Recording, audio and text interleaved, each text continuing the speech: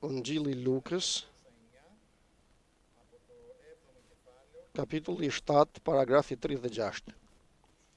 Ungjilli sipas Lukës, kapitulli 7, paragrafi 36.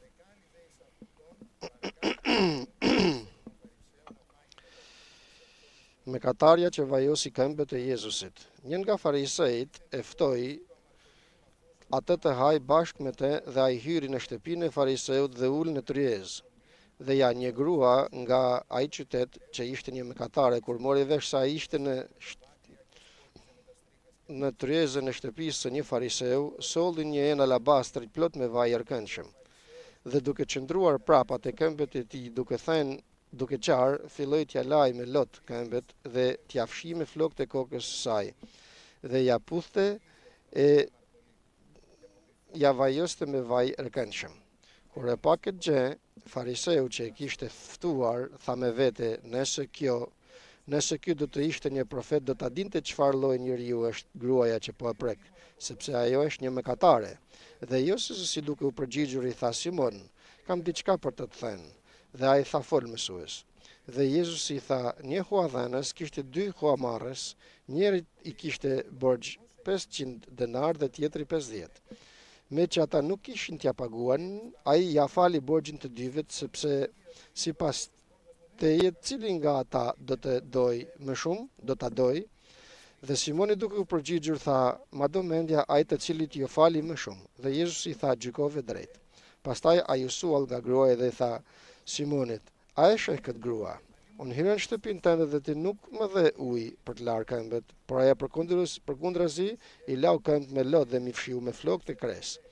Ti nuk më dhe as edhe një puthje, por ajo qysh se hyra nuk po shoj se puthur i këmbët e mia. Ti nuk më vajose kokën me vaj, kursa ajo më vajosi këmbët me vaj erkëndshëm. Prandaj po të them se mëkatet e saj janë të shumta, janë falur, sepse ka dashur shumë, por kujt i falen pak do pak. Pastaj i tha asaj, mëkatet e tua të janë falur. Atëherë ata që ishin në tryezë bashkë filluan të thonin me vete, kush qenë ka ky që po falka dhe mëkatet. Amen, fjalës të Zotit. Një farise që thirri Jezu Krishtin e ftoi në shtëpi. Ndërsa e quan mësues, sikur se shohim më poshtë, nuk e ftoi në shtëpi që të dëgjoj fjalët e tij, por që të hajë me te. Ka të bëj shumë ka rëndësi se për çfarë arsye të shkon tek Krishti. Shkon tek Krishti për dëgjuar, shkon tek Krishti që të fal, i bekuar do të kthehesh. E bekuar do të kthehesh. Shkon tek Krishti të hash me te, do të hash me te. Do të hash, për thjesht do të hash me te. Por sikurse e thirri, Zoti nuk e mohoi dhe nuk mohoi askënd Zoti. Dhe ky është ngushëllimi jon. Zoti nuk mohon askënd. Dhe kush vjen tek unë, thot, nuk do ta nxjerrë për jashtë, thot Perëndia. Dhe në atë moment që hanin dhe në shtëpinë e atij fariseut, pa pritur u shfaq një grua që thot se ishte në qytet, duket e njohur kjo si mëkatare në atë qytet. Dhe ajo mori vesh se Krishti do të ishte në shtëpinë e atij fariseut. Nuk mund ta ftonte në shtëpinë e saj, mbase do të kishte turp, mbase nuk kishte ta priste në shtëpi, ose mbase nuk donte ta silte në shtëpinë e saj, nga që kishte shumë turp. Por ajo mësoi se ishte në një shtëpi Krishti. Dhe mori një vendim. Tha, do të shkoj tek Krishti, çfarëdo që të bëhet. Edhe në qoftë se do ta përndiqte nga shtëpia fariseu, akoma edhe në qoftë se do të gjente pengesa, ajo tha do të shkoj tek Krishti. Sikur se Zakeu, vëllezër dhe motra, dua të njoh Zotin dhe asnjë pengesë përpara meje që do të dalë, nuk do të më ndaloj se shkoj tek Krishti. Dua të shkoj të shoh kush është Krishti. Ajo grua, sigurisht, sikur se shkoi në atë shtëpi, nuk shkoi me duar bosh, por mori me vete një enë me vaj erkëndshëm brenda, ishte një aromë pra shumë e shtrenjtë, ajo që ruanin gratë për martesë në atë kohë. Dhe sikur se qëndroi te këmbët e Krishtit, pas Krishtit, shikoni tani, pozicioni i trupit të saj tregon shumë gjëra. Qëndroi pas Krishtit, te këmbët e Krishtit, e për ullur në një cep, nuk shkoj përpara aty ku ishin të gjithë të mbledhur përpara në tovolinë, nuk donte të tregonte pra veten e saj, vëllezër dhe motra, por donte me atë mirënjohje ndaj Krishtit të shkonte tek i dashuri i shpirtit të saj, pas këmbëve të tij, dhe vazhdoi të qaj. Do me thënë zemra saj u zbut. Ashtu sikur se na tregon fjala e Perëndis, që nga fillimi e them këtë, qan përse?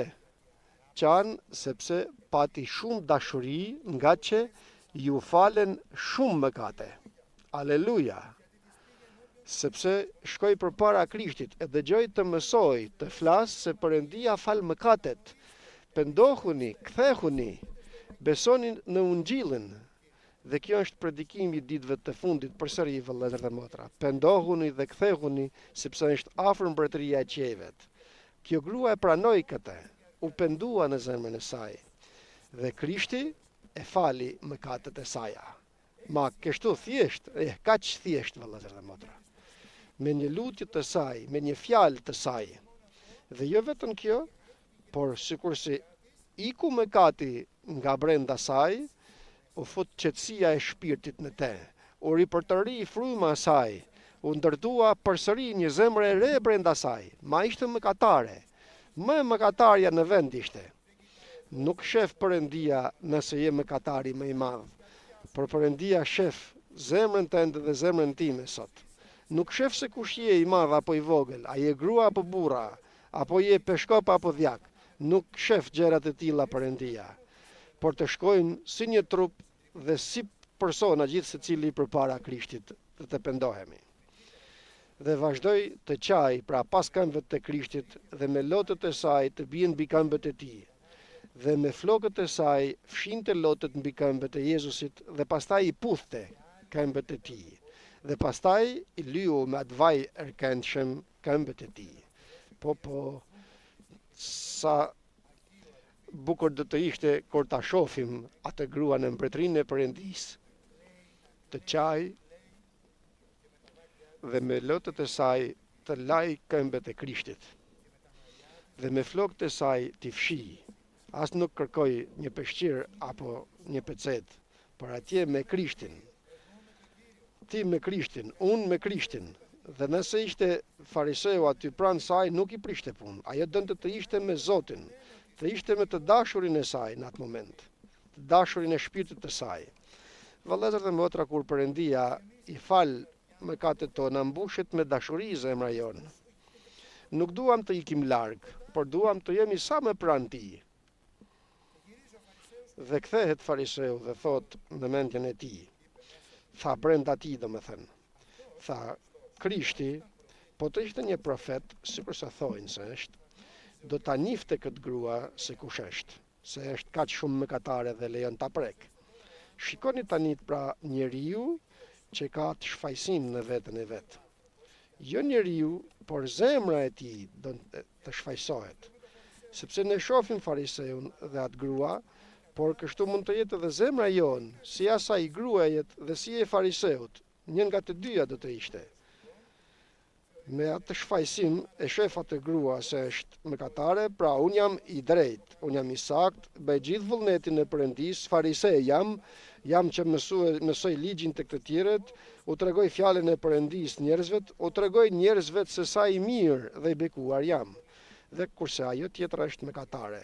Jo, nuk e ka shijuar kur dashurinë e Perëndis. Nuk është shtuar kur dashuria e saj tek Perëndia. Do të thonim sot se është një i krishter tipik. Dhe jo vetëm kjo, për arrin deri në atë pikë sa të gjykoj të tjerët. Ti gjykoj të tjerët, kur dashuria jon, dashuria e Perëndis është e derdhur në zemrat tona, nuk gjykojmë vëllezërit tonë, nuk i gjykojmë. Duke shfaqësuar pra veten, mendon dhe patjetër do të mendoja se kush më dëgjon tani, vetë brenda meje ti them. Por Krishti është Perëndi dhe të gjitha i njeh. Edhe zemrat tona tani ai i lexon, e din se çfarë kanë brenda tyret. Dhe thot Zoti, o Simoni thot, një njeri kishte 2 borxhli. Njërit i kishte dhënë 500 denar dhe tjetrit i kishte dhënë 50 denar. Dhe nga që nuk kishin as njeri, as tjetër nga borxhlit që t'ja kthenin borxhin, mori një vendim ai njeri, pra ai që u kishte dhënë borxhin, që t'u falë borxhin që të dyvet. Pra u fali borxhin që të dyvet, si atij që kishte 500 denar, si atij që kishte 50 që i detyrohej. Dhe na thot Zoti sot, a e din se je borxhli? Apo mendoj në mendjen time se nuk i kam borxh kuj dhe të tjerët më kanë borxh mua, të tjerët nuk më duan, të tjerët nuk më shohin, të tjerët nuk më marrin në telefon, të tjerët nuk interesohen për mua. Mos mendoj se të tjerët më kanë borxh mua, apo unë i kam borxh Perëndis tim. Ky është fillimi, vëllezër dhe motra. Kujt i detyrohesh? Kujt i kam borxh? Perëndis i kam borxh së pari. Perëndis i kam borxh dhe pastaj i kemi borxh edhe njëri tjetrit dashurinë që Perëndia na jep. Dhe sikur se dëgjojnë dhe shohin borxhlin që i thot diçka, për herë të parë e dëgjuan. U fali borxhin. Këtu njerëzit kur e shlyejnë borxhin, sa gëzim kanë, të shlyej borxhin, thot Krishti. Të shlyej borxhin që ke, thot Zoti. Na ka shlyer borxhet tona Krishti. Por më thuaj ti Simon, më thuaj, sepse kjo grua s'pat nevojë për një mësim. Ti Simon që quhesh mësues i ligjit, ke nevojë për mësim. Unë kam nevojë për mësim, të më mësoj Zotit që të vijë zemra aty ku duhet. Më thuaj Simon, kush për këtyre dy borxhlive do ta doje më shumë atë që u fali borxhin? Dhe tha Simoni, mësues, mendoj se ai që kishte borxh më shumë, të 500 denare domethënë. Drejt gjykove, i thot Zoti. Por tani erdhi radha jote, o Simon, që të gjykoje, të gjykohesh, por edhe të mësosh nëpërmjet kësaj, se cila është zemra e shfaqsuar përpara Perëndis dhe cila është zemra e përulur dhe e butë përpara Zotit. Ti kur hyre në shtëpinë tënde, uji për të larë këmbët nuk më dhe. Do të duhet të më jepi ujë të laja këmbët, sikur se ishte rregull atëherë në popullin e Izraelit. Kurse ajo grua që gjykove, në vend të ujit, hodhi lotët e saj.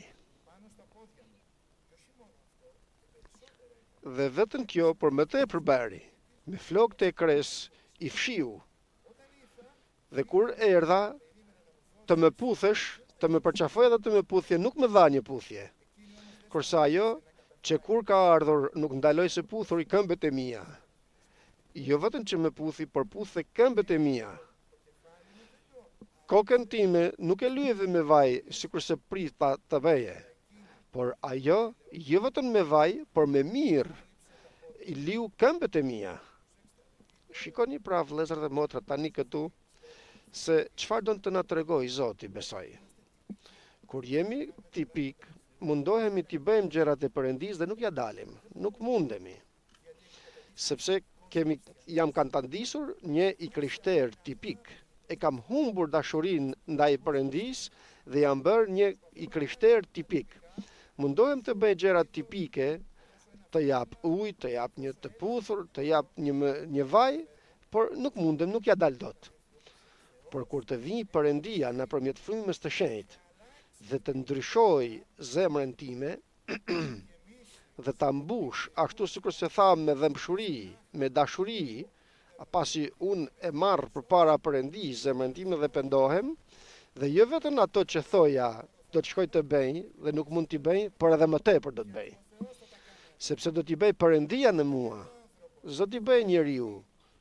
Sepse ajo grua kur ishte mëkatare, përpara se të shkonte te Krishti, nuk e donte Perëndin. Por kur erdhi në vete, e dëgjoi fjalën e Perëndis, për këtë arsye tani që dëgjojnë fjalën e Perëndis, ta përulim zemrën tonë, vëllezër dhe motra. Ta përulim përpara Zotit, ashtu që ta lëm të lirë, të futet brenda Krishti, fryma e shenjtë, ta mbush me dashurinë e Perëndis. Të gjitha mëkatet tona aty. Ajo grua i mori të gjitha mëkatet dhe ja dha Krishtit.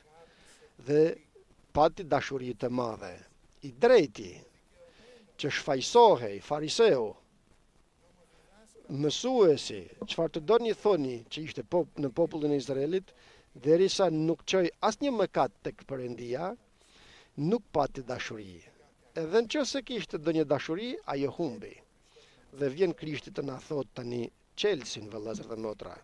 Kur ta shoh zemrën tonë të butë, sikur të asaj gruajet, kur të shoh mirën jo të alabastrit, jo atë që është në një enë të shtrenjtë, por në një tjetër enë që është akoma më e shtrenjtë përpara Zotit, që është zemra jote dhe zemra ime, që ta thejmë përpara Zotit dhe me lotët tonë t'i lëm të derdhen të këmbët e tij, si do të vijë ai të thotë, shko o bi, besimi yt të shpëtoj, dhe të falen mëkatet e saj, dhe të falen mëkatet e mia, dhe të vijë ajo gëzimi i shpëtimit përsëri në zemrën time. Dhe atëherë fryma e shenjtë me të cilën na pagzoi Krishti me frymën e shenjtë, vëllezër dhe motra, do të vijë të mbush zemrën tonë me atë dashuri, me atë dhëmshuri dhe për vëllezërit tonë.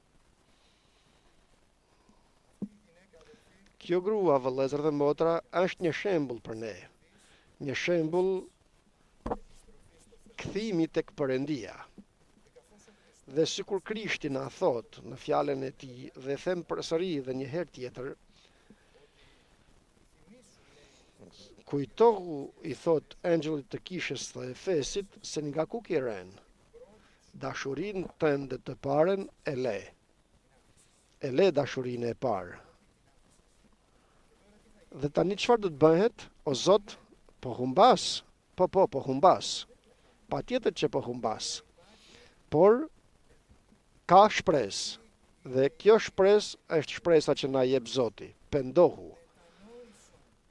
Pendohu e para dhe e dyta. Pasi të pendohesh dhe pasi të pendohem dhe vjen Perëndia të ndryshojë zemrën dhe të më jap një zemër të re, sikur se lexuam edhe tek Psalmi, bëj veprat e para. Çoje zemrën tënde përsëri përpara Zotit, dhe kur ta shohësh se mbush Zoti me dëmshurinë e tij, atëherë nga kjo dëmshuri e jote jep edhe vëllezërve të tu. Ndaju të afërmve tu, njerëzve që kanë ambientin tënd, sepse atëherë do të kesh që të japësh. Tani nuk kam o Zot të jap, dhe sa herë dëshmoj dhe besoj se shpeshherë besojmë të njëjtat gjëra të gjithë, nuk kam të jap o Zot, sepse më mbuluan shqetësimet, mbleksa me problemet me jetën e kësaj bote. Por jo, jeta ime dua të jetë jeta që më jep ti o Zot. Dhe nga që unë nuk mund të bëj asgjë, vëllezër dhe motra, amin. Këtë duhet ta pranojmë, nuk mund të bëjmë asgjë, veçse sot të gjunjëzohemi atë pak orë që kemi përpara nesh, atë flijim të vogël të përullur, ta qojmë përpara Zotit me agjerim, me thes, me hi, me zemër të butë, uroj që Zotit të na jap lot, dhe Zoti do të dëgjoj, vëllezër dhe motra, lutjen tonë. Do të na dëgjoj dhe do të na falë Perëndia dhe do të bëj gjëra të reja, sikur se i premtoi edhe Davidit. Zemër të re do të krijoj, të ndërtoj në mua, dhe frymë të drejtë do të përtëri në mua, në ne.